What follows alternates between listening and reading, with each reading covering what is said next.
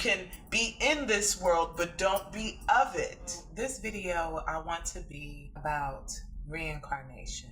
I've actually wanted to do a video about this for a really long time, but I've researched and just kept researching and researching, and now at this point, I'm like, let me just make this video. The topics I want to mention are, what is reincarnation? Like, what are the theories on it? Who's talking about it? Who is it important to?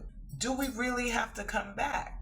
Because if reincarnation is saying we got to keep doing this stuff over and over again, do we really have to? Like, who said? Who said? And how do they know? How do they really know? 3, I want to talk about, are we reincarnated with certain people? Are certain people's important to our lives? Are there soul ties? Is there a soul family? The whole soulmate thing. Is that really applicable? And how can we see that astrologically? You know, I'm going to talk about astrology. You know I'm going to say something about it. How can we see that in the astrology chart? What are some examples of what we could see? Then make sure you stay to the end, because I want to talk about a very controversial theory called the Saturn Moon Matrix theory. Some of you may know about it, some of you may not. I tell you, some of the things that I've read and seen, some things click and some things don't. That actually clicked in a strange way. It's in a way that you kind of don't want it to click. But that part I'll get into in the end. Of course, I'm making this video for people that are asking the same question, pondering late at night. Where do we go when we pass? Do we have to come back here? Who says? And if we don't have to come back here, where do we actually go? I'm going to tell you right now, I can't say anything on facts, but I can talk about it while I'm working on my latest acrylic painting on linen cloth that I'm going to put on another shirt I'm making. Is it necessary to really reincarnate? What is reincarnation? It's the thought or the idea that you live this life and there are cycles. Once you've passed on, you come back as something else. Learn the lessons again. Where do we find this? What cultures? Okay, of course, African, indigenous beliefs. You have Chinese, Taoist, ancient India, through the Vedas. All of these cultures believe, and even in Christianity, Jesus died and came back. That's reincarnation. Everybody across all cultures, it is kind of like a silent rule. That's actually, I'd like to hear from those people if you believe like it doesn't even exist. It's not real. Once you're done, you're done. Everybody's like, look, no matter what, that's just the cycle of life. And you just have to keep coming back and doing the shit over and over again. And this is where the inspiration of this video came from, because I'm like, do you really have to, or okay, at least are there certain people that don't have to do it over and over again? There are some people that's like, okay, yeah, you know, you got a lot to learn, man. You're not going to learn everything in this one lifetime. You need to keep coming back. And then there's some real old souls. You can tell, like, you have been here before. You can see it in babies. Babies also are given the only proof because there was that little boy that said he was a black woman. And his family was like, what are you talking about? You ain't no black lady. And this little white boy was like, yes, I am a black woman. Come to find out, he was able to tell where he lived, who his friends were. And it was actually a real black lady.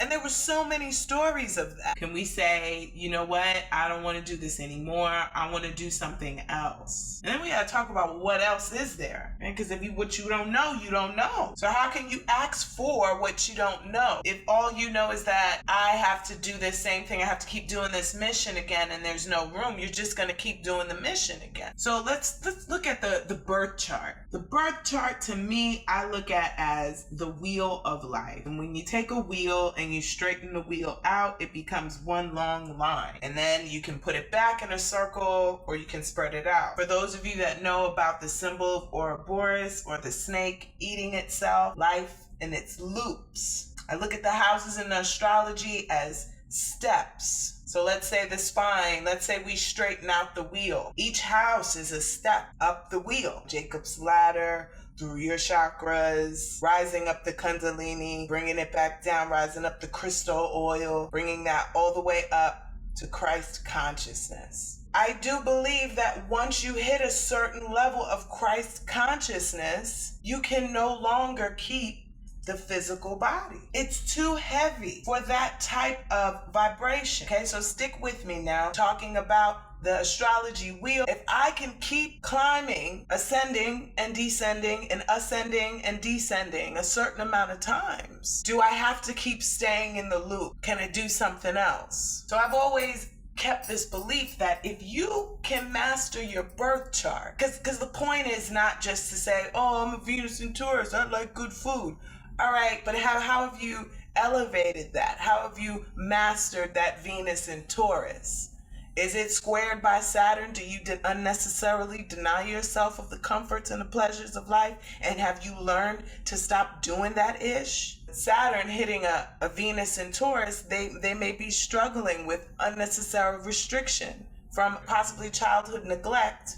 Now they're an adult and they do it to themselves or others. How has this person ascended that, overcame it, pushed through it? This is what we're here to accomplish, the mastery of the birth chart. That's always been my opinion. And once you do that, you move on to another level, another place of existence, another existence of your consciousness. What we truly are is the consciousness. The soul and the consciousness are very similar if you look to the sun.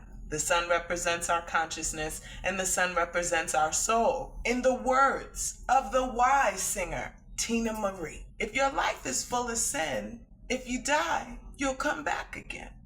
Now, there's a mix of that has biblical information in it, but it also kind of flows like it's the choices we make this life that determines what's going to be the next life. What is going to be our karma? What are we going to reincarnate into based on the consciousness we've consistently maintained? What's been your baseline most of the time? Because that's where I feel home truly is. I don't necessarily believe in heaven or hell. I believe that it is very specific to you where your heaven or hell is. And your heaven or hell is the state and being of your consciousness. Have you stayed in the lower vibrations of your consciousness? Wherever that is your home. Whether that's intergalactical, interdimensional, wherever space holds a different reality that's accustomed to who you are,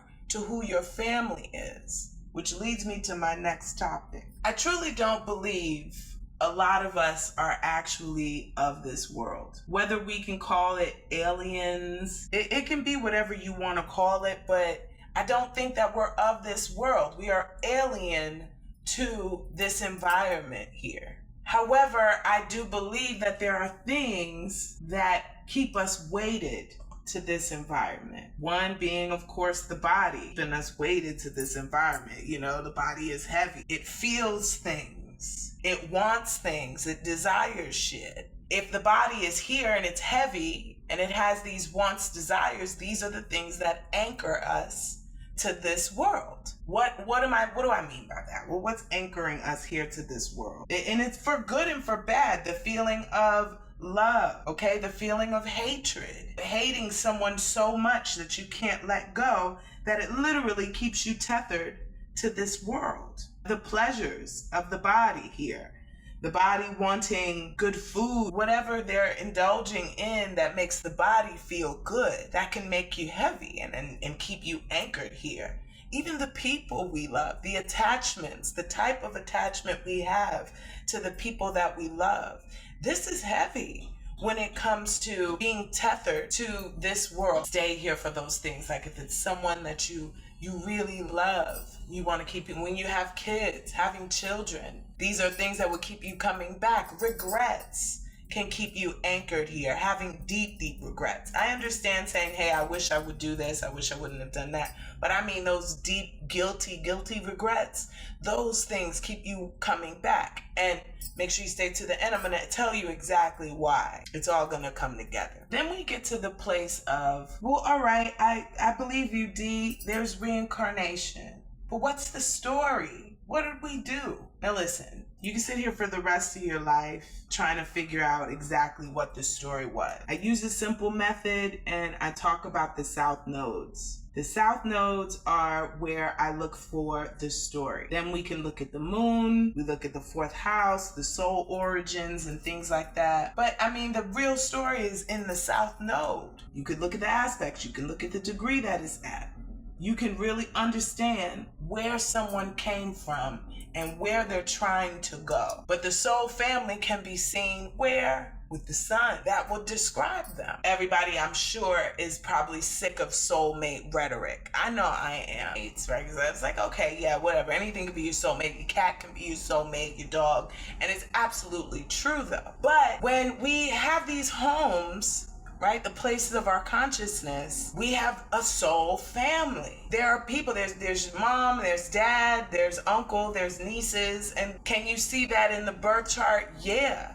Can you see that in synastry chart? Absolutely. You check out somebody's birth chart and you see, oh wow, you have a south node in Aries and you got a north node in Libra. So this person is here to really learn how to get along, because that south node in Aries had an independent streak. That warrior, that independent lone wolf warrior that didn't have to learn how to get along. They may have fought a lot, being a boxer, being a fighter, being an athlete. These are things they're used to. They're used to, building on their own grit. So now they get to this new life here and there. Their north node is in Libra. It's foreign. It's weird. I'm here now to learn how to let go of having to be so independent. I'm here to learn how to work with people and maybe see how that can help me evolve. When someone comes into their life and they put planets on that north node in Libra, or they put planets on that south node in Aries,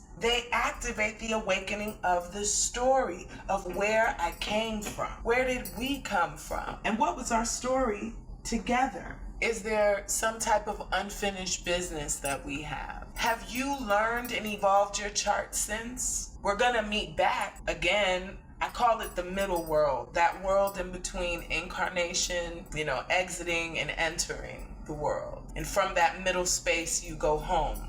But you talk it out, you make the plan as to what you're gonna do or what not do. This is your true place. That is your true tribe to go home. And I think that everybody switches roles. You ever see that movie, Cloud Atlas? That's the movie I think that describes it really well. How you